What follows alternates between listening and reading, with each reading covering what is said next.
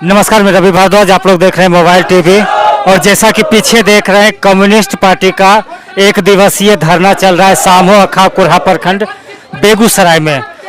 अभी सामो में भयानक बाढ़ आया हुआ था, जिसके बाद बाढ़ राहतों के बीच बाढ़ राहत की राशि का वितरण हुआ, जिसमें बड़े पैमाने पर धांधली हुई है और उसी धांधली के विरोध में सारे लोग आए हुए हैं। और जो लोग दिख रहे हैं इसमें से बहुत से ऐसे लोग भी हैं जिनको कि 7,000 की राशि नहीं आई है और फसल क्षति में जो पैसे का डिमांड हो रहा है उसको भी लेकर ये लोग सब विरोध में आए हैं। और जैसा कि सुन रहे हैं नारेबाजी चल रही है और ये एक दिवसीय धरना था और इस धरने के दौरान इन्होंने कहा है कि अगर लाभुकों को 7,000 की राशि नहीं दी गई, उचित लोगों को 7,000 की राशि अगर नहीं मिलती है तो ये धरना विकराल रूप लेगा और काफ़ी बड़ा फिर ये धरना प्रदर्शन करेंगे और हो सकता है आमरण अनशन पर भी ये लोग बैठ जाएं। सर, 2021 में भी जो है करीब 1,000 परिवार को सामो अखा कुरहा प्रखंड में बाढ़ राहत की राशि नहीं मिली थी और उसी का नतीजा है, उस समय ज़्यादा विरोध नहीं हुआ था। तो इस बार भी मिला जुलाकर 1,000 की संख्या में परिवार हैं जिनको कि बाढ़ राहत की राशि नहीं मिली है। इसके अलावा बीमा की राशि, पहले सोयाबीन को हटाया गया था, 2023 में सोयाबीन मक्का दोनों को ख़त्म कर दिया गया। इस बार भी जो है भरा जा रहा है, लेकिन क्या कैसे होगा, तो ये क्या कारण है कि बार बार जो है प्रशासन को हर बार आगाह किया जाता है लेकिन उनकी मनमानी लगातार जारी है। आपने ठीक याद दिलाया, 2016 में भी ढेर सारे लोगों का नाम इससे छूटा रह गया और उनको लाभ नहीं मिला। उस मुद्दा को लेकर भी हम यहाँ लड़ाई लड़ने के लिए आए थे और आज के तारीख में ये 2021 के सूची को ही रिन्यूअल किया गया। जैसा कि बताया जा रहा है, ये ना सिर्फ सामो अखा कुरहा अंचल के मामले में बल्कि बिहार के प्रत्येक जगह की स्थिति यही है। इसीलिए सीधा सवाल है, सामो अखा कुरहा का एक अलग स्थिति है।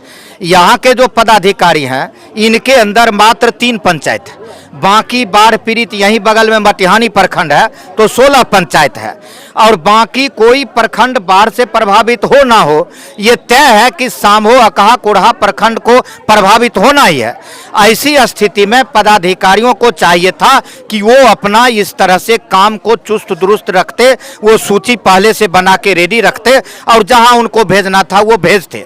लेकिन ऐसा ना करके वो 2021 की सूची को ही उसमें बताया जा रहा है कि मृत लोगों का भी नाम है और ढेर सारे ऐसे परिवार का अभिभावक का नाम उसमें नहीं है, मुखिया का नाम उसमें नहीं है, जिनको 2021 में भी लाभ मिला और उनका भी नाम इस बार नहीं है। तो कुछ जानकारी आपको दे दें, ऐसा नहीं है कि 2021 के लिस्ट से दिया गया है, 2021 के अलावा भी दिया गया है जो फॉर्म भरने में।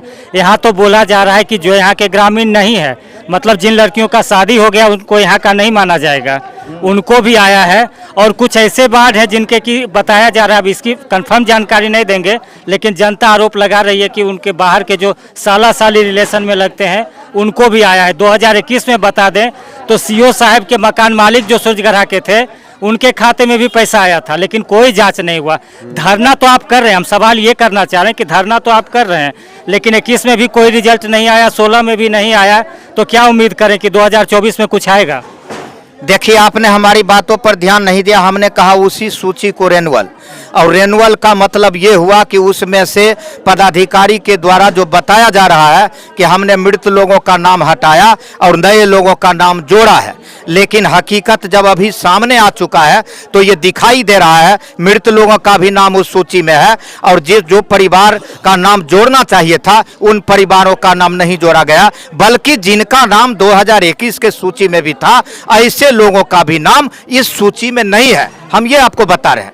इसीलिए ये 1-2 जगह की गड़बड़ी नहीं, ये कई जगह की गड़बड़ी है। और आप जान लीजिए कि ये आधार कार्ड से जो लिंक किया गया है उसमें भ्रष्टाचार का मामला भी है। अब हमारा नाम अगर अनिल कुमार अनजान है तो अनिल कुमार अनजान के नाम से खोजा गया कि और दूसरा नाम अगर कहीं मिलता जुलता है तो भले वो बरहिया के ही अनिल कुमार सिंह क्यों ना हो, उनके नाम पर जो आधार कार्ड था उसको जोड़ दिया गया।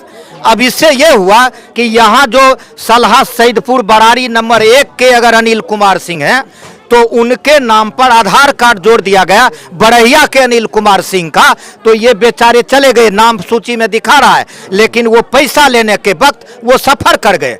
पैसा किनको मिलेगा? जिनके नाम से आधार कार्ड जोड़ दिया गया, तब पैसा मिलेगा बड़हिया बाबू को। तब मतलब ये हुआ कि अब बड़हिया बाबू बाढ़ से प्रभावित नहीं हुए और उनको हम पैसा दिला रहे हैं, तब न हमारा कमीशन होगा, तब न हम उसमें बाल खाएंगे। इसीलिए जो कहा गया कि ये भ्रष्टाचार पर रोक लगाने के लिए हम अब डायरेक्ट खाता में पैसा भेजते हैं, इसमें तो कोई भ्रष्टाचार नहीं है, कोई धांधली नहीं है। तो ये डांड डांड और पात पात चलने वाली बात है। इसमें भी भ्रष्टाचार का इजाद इन पदाधिकारियों के द्वारा कर लिया गया है। इसलिए आपको जो पेंडिंग सूची बता रहा है वो इसी तरह के कुराफाती दिमाग का कमाल है कि ऐसे लोग आज के तारीख में सफर कर रहे हैं जो जेन्युइन है, जिनको सबसे पहले लाभ मिलना चाहिए, उनको ये लाभ नहीं मिल रहा है। अच्छा, एक चीज, कहीं गलत डायरेक्शन में तो लड़ाई नहीं चल रहा है? जैसे आप मांग कर रहे हैं कि जिनको नहीं मिला उनको मिलना चाहिए, इससे अच्छा होता कि सिर्फ एक मांग किया जाता कि जो दिया गया है उस सूची की जांच की जाए। अगर जांच हो जाएगा तो दूध का दूध और पानी का पानी हो जाएगा, जिनको एक्स्ट्रा गया है उनसे वापस आएगा और जिनको नहीं मिला उनको मिल जाएगा।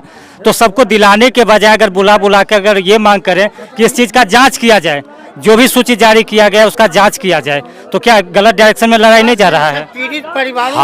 हम ये नहीं कह रहे हैं, हम कह रहे हैं जब जिसी समय हमने कहा कि मृत लोगों का भी नाम सूची में है, तो इससे बड़ा जांच का विषय और क्या होगा? इसमें आप क्या जांच कीजिएगा? जब ये हम बता रहे हैं कि मृत लोगों का नाम सूची में है, अपने आप पदाधिकारी कटघरा में खड़ा है। अगर ये दावा करें कि भाई मृत लोगों का नाम सूची में नहीं है, तो हम इनको उदाहरण सहित हम इनके सामने रखते हैं कि किन किन लोग जो गुजर गए उनका नाम आपके सूची में है। ये जांच का विषय तो है ही, लेकिन इस राजपाट में कहाँ क्या जांच होता है ये आप भी जानते हैं और हम भी जानते हैं। तो 2024 की लड़ाई कहाँ तक जाएगी? 2024 की लड़ाई जहां तक हम ले जा सकते हैं वहां तक हम ले जाएंगे। और हमने इसका शुरुआत जिलाधिकारी कार्यालय पर 30 तारीख को ऐतिहासिक धरना प्रदर्शन के माध्यम से किया है और प्रत्येक प्रखंड कार्यालय पर भी धरना प्रदर्शन के माध्यम से कर रहे हैं। और विधानसभा के अंदर भी जो हमारे वाम मोर्चा के विधायक हैं वो भी इस लड़ाई को तेज करने जा रहे हैं। तो हम लड़ने वाले हैं, हम विपक्ष में हैं, हम सत्ता पक्ष में नहीं है। ये उनका जिम्मेवारी है, उनका काम है कि वो इसको लागू करें, लेकिन हम जहां तक लड़ सकते हैं हम लड़ेंगे, हम इसको छोड़ेंगे नहीं।